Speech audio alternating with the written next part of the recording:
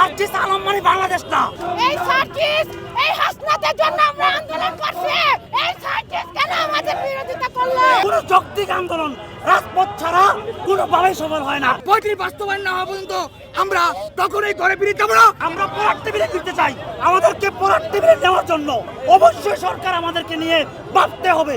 এখন বাংলাদেশের কোন যৌক্তিক আন্দোলন রাজপথ ছাড়া কোনোভাবেই সফল হয় না। কেন 32 আমরা পেয়েছি? আমাদেরকে নিয়ে স্টাডি হয়েছে। এক সার্জিস আলমের একটা স্ট্যাটাসে 32 করা হয়েছে। আমরা বলতে চাই সার্জিস আলম মানে বাংলাদেশ না। সার্জিস আলম আমাদেরকে নিয়ে বসা উচিত ছিল, আমাদের বসা উচিত ছিল।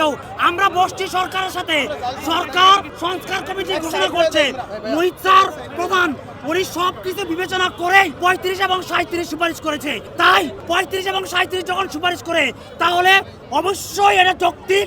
আমরা মুহিত স্যারের 35 এবং 37 বাস্তবায়ন চাই, নতুবা আমরা রাজপথে আছি। আবু সাইদের সার্টিফিকেটের মূল্য কখনো 32-30 বছর হতে পারে না। তাই আমরা যতক্ষণ পর্যন্ত এই 35 বাস্তবায়ন করে না দেওয়া হবে ততক্ষণ পর্যন্ত এই বাংলা ছাত্র সমাজের মনের ভিতর থেকে আগুন কখনোই নেবে না। আমাদের প্রত্যেক দাবি 35 বাস্তবায়ন না হওয়া পর্যন্ত আমরা তখনই ঘরে ফিরে যাবো না।